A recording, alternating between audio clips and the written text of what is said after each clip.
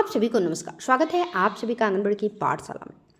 बहनों, आज मैं हार्ड कुक मील योजना रजिस्टर से रिलेटेड वीडियो लेकर के आई हूँ। अर्थात इस वीडियो में मैं आपको हार्ड कुक मील योजना रजिस्टर प्रारूप फर्स्ट का ए की संपूर्ण जानकारी दूंगी और आपको बता दे रही हूँ कि इसमें मैं प्रारूप फर्स्ट ए की जानकारी दूंगी और इसके बाद मैं जल्द ही प्रारूप फर्स्ट का बी भी लेकर के आऊँगी और उसके बाद थर्ड जो रजिस्टर है हार्ड कुक मिल अर्थात HCM पंजिका, उसकी भी जानकारी लेकर के आऊँगी। तो आप बिल्कुल न घबराइएगा। तो चलिए चलते हैं। जैसे आप स्क्रीन पे भी देख पा रही हैं, हार्ड कुक मिल योजना रजिस्टर प्रारूप फर्स्ट का बी और यह रजिस्टर जो है हार्ड कुक मिल HCM पंजिका, इसकी भी जानकारी मैं आपको दूंगी। आज की जो वीडियो है वह खास तौर पे हार्ड कुक मिल योजना रजिस्टर प्रारूप फर्स्ट के ए पे है। तो जैसा कि आप स्क्रीन पे देख पा रही हैं, इसमें आपको कैसे बनाना है, तो यहाँ पे देखिए, आपको सर्वप्रथम यहाँ स्पष्ट देख लीजिए, लिखा है हार्ड कुक मिल योजना संबंधी खाद्यान्न गेहूं और फोर्टिफाइड चावल का उपभोग प्रमाण पत्र प्रारूप फर्स्ट का ए आंगनबाड़ी कार्यकर्त्री के उपयोगार्थ।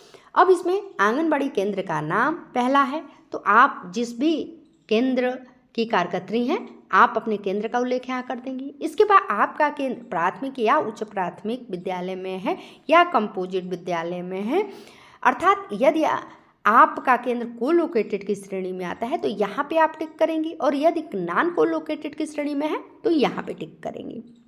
अब नेक्स्ट, माह व वर्ष का नाम, अर्थात जिस माह का आप बना रही हैं उस माह का यहाँ पे जिक्र करेंगे, उस सन का जिक्र करेंगे। इसके बाद से यह एक कॉलम है, आप देख पा रही हैं। अब इस कॉलम में सबसे पहले है विगत माह का शेष खाद्यान्न की मात्रा किग्राम में। अब यहाँ पे आपको विगत माह में मिला ही नहीं है तो केवल डैश डैश कर देना है। जैसा कि आप देख पा रही हैं, हमने भी गेहूं के कॉलम में और फोर्टिफाइड चावल के कॉलम में डैश डैश कर रखा है। इसके बाद से आता है नेक्स्ट कॉलम, अर्थात त्रैमास में प्राप्त खाद्यान्न की मात्रा किग्राम में। अब यहाँ पे गेहूं जितना आपको मिला है आप थर्ड कॉलम में दर्ज कर दी। इसके बाद फोर्टिफाइड चावल जितना आपको मिला है कॉलम फोर्थ में यहाँ पे देखिए दर्ज हो गया। अब जोग में अर्थात गेहूं कॉलम 3-1, इसका मतलब कि ये एक यहाँ पे है और यहाँ पे ये 3 है। इन 1 और 3 को जोड़ करके हमें जो है यहाँ 5वें में लिखना है। तो 1 में मिला ही नहीं है तो जो हमें 3 में मिला है वही सेम 5 में हो जाएगा। और ऐसे ही फोर्टिफाइड चावल कॉलम 2-4, अर्थात 2 और 4 को जोड़ करके, तो 2 में मिला ही नहीं है तो 4 वाला सेम हम यहाँ पे दर्ज कर दिए।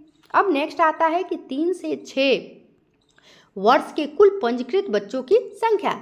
तो जिस माह में जितने बच्चे आपके पंजीकृत हों उन बच्चों की केवल संख्या लिख देंगी। जैसे कि आप देख पा रही हैं 36 हमने लिखा हुआ है। ऐसे ही नेक्स्ट अब आता है कि माह में HCM प्राप्त करने वाले 3 से 6 वर्ष के बच्चों की संख्या, अर्थात उस माह में कितने बच्चों ने भोजन किया है। आप 1 महीने का बना रही हैं ना, तो अब यहाँ पे देखिए 67 की संख्या हमने शो किया है। अब 67 का मतलब कि उस माह में जो है यह आपको दूसरे रजिस्टर में मिलेगा। एक रजिस्टर में आपको संपूर्ण जानकारी नहीं मिल सकती है, तो आप जो है जब मैं तीनों रजिस्टर की जानकारी शेयर कर दूंगी आप तक, तब आपको लगेगा कि हाँ एक एक पॉइंट कैसे जो है मेंशन करनी है। अब यहाँ पे चलिए मैं मेन जो रजिस्टर है इसकी जानकारी आपको दे रही हूँ। उसके बाद से जब प्रारूप फर्स्ट का बी दूंगी तब आपको कुछ और ज़्यादा समझ में आ जाएगा और जब मैं हार्ड कुक मिल पंजिका का रजिस्टर शेयर कर दूंगी तो आप परफेक्ट हो जाएंगी रजिस्टर बनाने में। तो अब यहाँ पे 67, अर्थात उस माह में हमारे यहाँ अर्थात दिसंबर माह में 67 बच्चों ने भोजन किया है। हो सकता हो आपके यहाँ इससे ज़्यादा भी बच्चे भोजन कर लें या इससे कम भी बच्चों ने भोजन किया हो। अब सपोज दैट जिस दिन से आपने बच्चों को भोजन कराना प्रारंभ किया तो आप यदि दिसंबर माह का यह देख रही हैं बन रहा है, तो हमारे यहाँ दिसंबर माह में हमने जो है वह 28 तारीख से मैंने बच्चों को भोजन कराना प्रारंभ किया। तो इसमें मैंने 28, 29 और 30, 28, 29, 30, 31 को रविवार था, अर्थात 3 दिन ही बच्चों ने भोजन किया है। तो उन 3 दिनों में जितने बच्चों ने भोजन किया है उन तीनों दिनों का जोड़ करके हमने लिखा हुआ है। आपको भी ऐसा ही करना है, ठीक है। अर्थात पर डे जितने बच्चों ने भोजन किया है उन सभी को जोड़ लेना है और यहाँ पे मेंशन कर देना है। अब नेक्स्ट जो है माह में उपभोग किए गए खाद्यान्न की मात्रा के ग्राम में।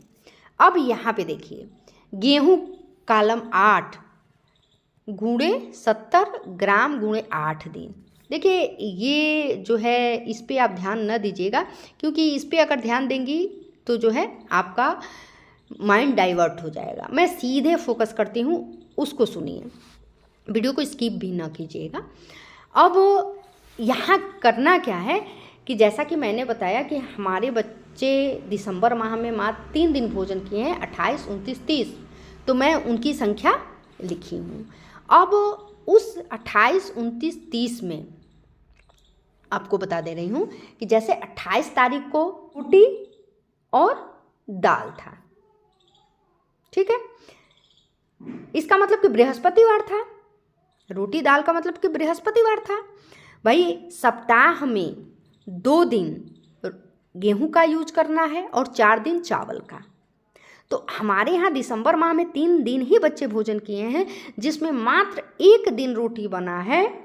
ध्यान दीजिएगा, 1 दिन रोटी बना है बृहस्पतिवार को, जिस दिन बच्चे प्रारंभ किए हैं मेरे यहाँ खाना, उस दिन बृहस्पतिवार था। तो मात्र 1 दिन ही बच्चों ने जो है रोटी खाया है। तो कितना लगा है वही हमने यहाँ पे मेंशन किया हुआ है। अब 45 चावल, तो चावल जो है सप्ताह में 4 दिन है। अब यह भी हो सकता है कि उस 4 दिन में कोई अवकाश हो जाए, तो अवकाश के दिन का हमें माइनस कर देना है। अर्थात कहने का मतलब है कि जिस दिन जो मीनू होगा और मीनू के हिसाब से भोजन बना और जितने बच्चों ने भोजन किया उस पर जितना खर्च हुआ वही हमें केवल मेंशन करना है। तो इतना चावल का यूज हुआ है। अब यहाँ पे आते हैं, अर्थात लास्ट कॉलम में माह के अंत में अवशेष खाद्यान्न की मात्रा की ग्राम में। अब इसमें भी गेहूं कॉलम 5 -9 देखिए लिखा है, और 5 - 9 का मतलब अब हम सीधे आते हैं 5 में, अर्थात 5 ये रहा, यहाँ पे देखिए 5 रहा। 40 kg गेहूँ हमें मिला है, और यहाँ पुनः आते हैं 9 में, अर्थात ये रहा। इतना गेहूँ जो है खर्च हुआ है। तो 40 kg गेहूँ में से इतना हम माइनस किए हैं, अर्थात घटाए हैं, जो आया है वही संख्या हमने यहाँ पे मेंशन किया है। ठीक वैसे ही 45 चावल जो है 6 में से 10, 6 कॉलम और 10 कॉलम को घटाना है। जैसे यहाँ पे 6 कॉलम में देखिए 92 kg चावल मिला है, और यहाँ चलते हैं सीधे 10 कॉलम में, तो इतना चावल का प्रयोग हमने किया हुआ है। तो अब 92 kg में से हमने इतना घटाया, तो यही आया है, उसी को हमने यहाँ पे मेंशन किया है। और इसके बाद सीधे कारकत्री का यहाँ पे देखिए नाम हो गया, और यहाँ पे हस्ताक्षर हो गया। अब हमारी जो पर्यवेक्षिका होंगी वह यहाँ पे अपना नाम और यहाँ पे हस्ताक्षर कर देंगी। उसके बाद यहाँ जो है प्रधान जी से करवा लिया जाएगा, प्रधान जी अपना नाम लिख देंगे, यहाँ पे हस्ताक्षर दिनांक सहित कर देंगे। तो ये आशा करती हूँ कि आपको यह रजिस्टर बनाने में अब कोई समस्या नहीं आएगी। ऐसे ही आप नेक्स्ट मंथ का बना ले लेंगी, अर्थात ये दिसंबर का है, अब आप जनवरी 2024 का बना लेंगी। उसके बाद से फरवरी का, मार्च का, ऐसे करते करते जो है अब आप हर महीने का बना लेंगी रजिस्टर। और यदि कोई दिक्कत आएगी तो आप बेझिझक कमेंट कीजिएगा, जिस माह का आपको चाहिए उस माह का मैं जो है शेयर कर दूंगी। मिलते हैं ऐसे ही नेक्स्ट रजिस्टर के साथ, तब तक के लिए नमस्कार, धन्यवाद।